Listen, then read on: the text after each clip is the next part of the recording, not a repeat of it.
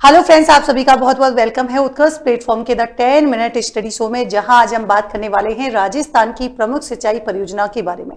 ये एकमात्र आपकी रिवीजन क्लास है जहां पर आप जो है टॉपिक रिवीजन तो कर ही सकते हैं, लेकिन साथ ही साथ टॉपिक से जुड़े हुए या मैं कहूँ टॉपिक से रिलेटेड क्विज प्रैक्टिस कर सकते हैं बिल्कुल एकदम फ्री उत्कर्ष ऐप में जाके।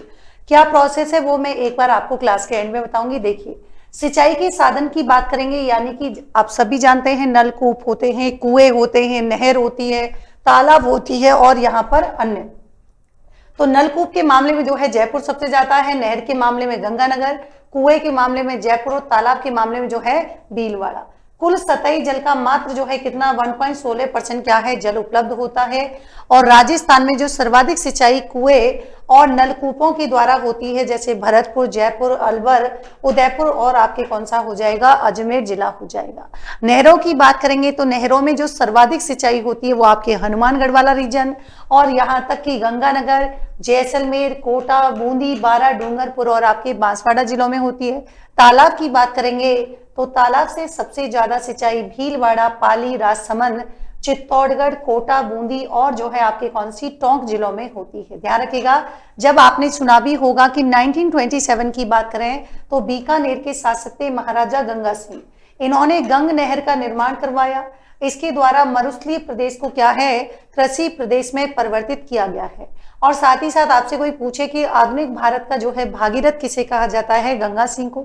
सिंचाई परियोजनाओं का वर्गीकरण हम देखें तो हमारी जो पहली पंचवर्षीय योजना आई थी, इसके तहत सिंचित क्षेत्र में 1950-51 में आधार सिंचाई परियोजनाओं को बोलो कितने भागों में, 3 भागों में वर्गीकृत किया गया। लघु सिंचाई, मध्यम सिंचाई और आपकी कौन सी हो जाएगी, बृहद सिंचाई।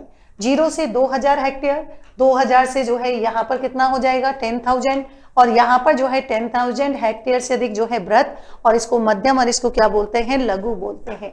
राजस्थान में 4 प्रकार की सिंचाई परियोजनाएं पाई जाती हैं। बहुउद्देशीय, नाम से समझ में आ गया, जो बहुत सारे मल्टीपल जो है क्या होते हैं, ऑब्जेक्टिव होते हैं, जिसके बृहद श्रेणी, मध्यम श्रेणी और लघु श्रेणी। बहुउद्देशीय परियोजनाओं की बात करेंगे, यानी कि जिनका जो निर्माण किया जाता है इनका उद्देश्य एक या एक से ज्यादा होता है, जैसे पेयजल सिंचाई, जल विद्युत उत्पादन, बाढ़ नियंत्रण, जैव विविधता संरक्षण और आपके पशुपालन। पंडित जवाहरलाल नेहरू जी ने इन्हें जो है आधुनिक भारत के क्या कहा था, मंदिर कहा था। प्रथम बहुउद्देशीय परियोजना की बात करेंगे, ध्यान रखिएगा, मतलब यहाँ पर आपके कौन सा हो जाएगा, विश्व में टेनेसी बहुउद्देशीय परियोजना 1933 यहाँ पर अमेरिका हो जाएगा। भारत की बात करेंगे, दामोदर बहुउद्देशीय परियोजना 1948, राजस्थान में गंग नहर बहुउद्देशीय परियोजना 1950 के बाद हो जाएगी। बहुउद्देशीय परियोजनाओं को 2 भागों में बांटा गया है। देखिए, भाखड़ा नागल बहुउद्देशीय परियोजना, और मतलब ये नदी आधारित है, और नहर आधारित की बात करेंगे तो हमारी इंदिरा गांधी और कौन सी हो जाएगी, गंग नहर हो जाएगी। फिर यहाँ पर चंबल बहुउद्देशीय परियोजना, माही बहुउद्देशीय, व्यास हो गई, लखवा, रेणुका हो जाएगी। जबकि इधर आपके राजीव गांधी सिद्धमुख नहर यानी कि नोहर परियोजना, गुड़गांव नहर परियोजना, भरतपुर नहर परियोजना, पूर्वी राजस्थान नहर परियोजना। भाखड़ा नागल की बात करेंगे, भारत की सबसे बड़ी बहुउद्देशीय नदी घाटी परियोजना है। पंजाब के होशियारपुर जिले में सतलज नदी पर स्थित है। राजस्थान की, पंजाब की, हरियाणा की जो है क्या है, तो आप कहेंगे संयुक्त परियोजना हो जाएगी। एक बार एग्जाम में क्वेश्चन भी पूछा गया है।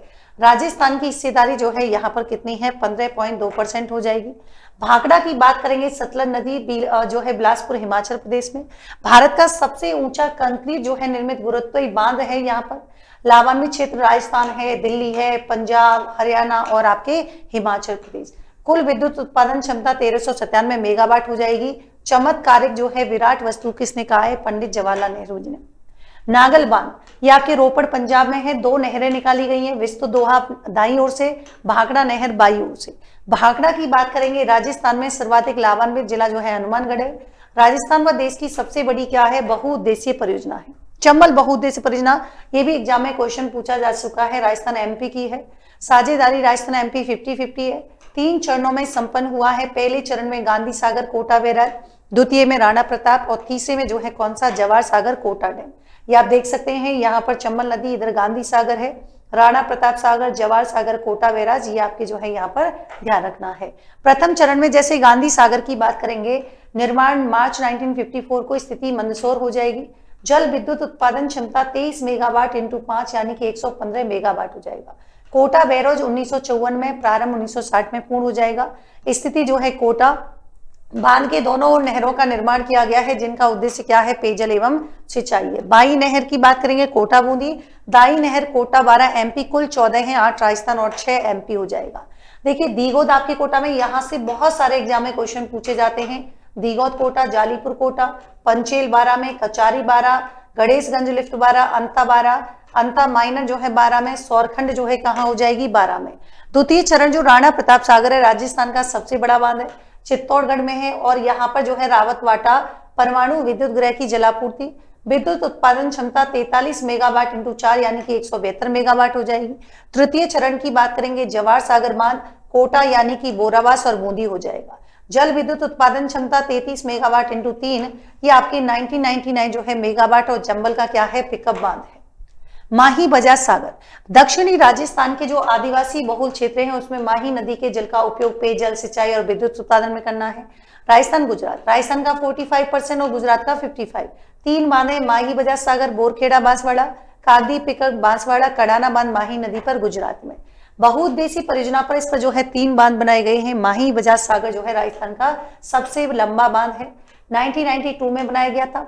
नामकरण स्वतंत्रता सेनानी जमनालाल बजाज, और जल विद्युत उत्पादन क्षमता 140 मेगावाट, मतलब ये आप 1986 में स्थापित और दूसरी 1989 यहाँ पर हो जाएगी। व्यास बहुउद्देशीय परियोजनाओं की बात करेंगे, देखिए रावी जो है कौन सा, यहाँ पर व्यास, यहाँ पर रावी व्यास नदी और सतलुज नदी हो जाएगा। और ध्यान रखिएगा पंजाब, हरियाणा और कौन सा है, राजस्थान की आपकी जो है संयुक्त परियोजना हो जाएगी। व्यास नदी पर हिमाचल प्रदेश में कौन से 2 बांध बने गए हैं, कौन सा, पंडो है, दूसरा पोंग बांध है। पंडो बांध की बात करेंगे, इतना आपको ध्यान रखना है, 990 मेगावाट का विद्युत गृह स्थापित किया गया है, और कुल क्षमता जो है कितनी हो जाएगी, 20%, ये मैंने यहाँ पर कवर कर दी है। देखो पोंग बांध, रावी और व्यास नदी, ये आपके ऑलरेडी एक बार एग्जाम में पूछा गया है, और ध्यान रखिएगा कितना हो जाएगा, 390 मेगावाट का विद्युत गृह स्थापित किया है। टोटल क्षमता 59% हो जाएगी, जो कि राजस्थान को मिलती है। पोंग बांध के द्वारा ध्यान रखिएगा, जब इंदिरा गांधी नहर परियोजना में क्या हो जाती है, शीतकालीन में जो है पानी की कमी हो जाती है, तब यहाँ से इसकी आपूर्ति होती है। और 1995 में राजीव गांधी लोंगेवाला समझौता, और 1986 में बच्चों कौन सा, इराडी आयोग, ये भी आपके एग्जाम में पूछा जा चुका है, तो यहाँ पर भी व्यास परियोजना हो जाएगी। लखवार बहुउद्देशीय परियोजना, देहरादून यानी कि उत्तराखंड हो जाएगा, और यहाँ पर लाभान्वित जो है राज्य हिमाचल प्रदेश, उत्तराखंड, दिल्ली, राजस्थान, यूपी, हरियाणा जो है यहाँ पर हो जाएगी। वित्तीय सहायता केंद्र राज्य 90 जो है यहाँ पर 10 हो जाएगा। रेणुका जी बहुउद्देशीय परियोजना, यहाँ पर हिमाचल प्रदेश, हरियाणा, राजस्थान, दिल्ली, यूपी और हरियाणा। वित्तीय सहायता केंद्र राज्य को 90-10। वर्तमान में सिंचाई परियोजना है, पेयजल परियोजना क्या है, प्रस्तावित है। तो ये थी आज की आपकी क्लास। शाम को 7 बजे डेली 10 मिनट शो आता है। साथ ही साथ ध्यान रखिएगा सुबह 8 बजे करंट अफेयर्स की क्लास आती है। हर रविवार को बच्चों क्या होता है, तो हर रविवार को हमारा एक जो है क्या है, फ्री टेस्ट है बिल्कुल आप सभी के लिए, जहां पर आप नियमित रूप से क्या कर सकते हैं, अपनी पढ़ाई का मूल्यांकन कर सकते हैं। इसी के साथ ही देखिए RS 2026 फ्री कोर्स है, नवीनतम पाठ्यक्रम पर आधारित है। RS foundation subject wise notes, current affairs magazine जिसमें वार्षिक अंक 2025 मंथली बुक मिलेगी, वीकली टेस्ट और एक्सपर्ट सेशन यहाँ पर किए जाएंगे। नोट्स डाउनलोड कर सकते हैं, प्रिंट निकाल सकते हैं, टेस्ट के द्वारा मूल्यांकन करें, तैयारी पक्की करें। और किसी भी जानकारी के लिए स्क्रीन पर दिए गए कॉन्टैक्ट नंबर पे क्या कर सकते हैं, कॉल कर सकते हैं। Prelims means live from classroom Jodhpur Jaipur जो है आपके रहने वाला है। और साथ ही निर्मल बैच 8.0 ये 5 जनवरी से शुरू हो चुका है। Live from studio prelims batch रहेगा, और निर्मल बैच 8.0 निर्मल 2 इंग्लिश मीडियम, ये आपको यहाँ पर ध्यान रखना है कि लाइव फ्रॉम स्टूडियो है, और 5 जनवरी से ये बैच आपके शुरू हुआ है।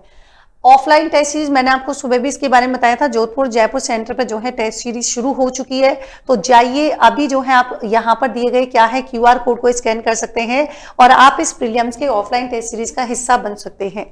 तो मिलते हैं एक नेक्स्ट सेशन में एक नए टॉपिक के साथ, तब तक के लिए thank you so much, take care, good night.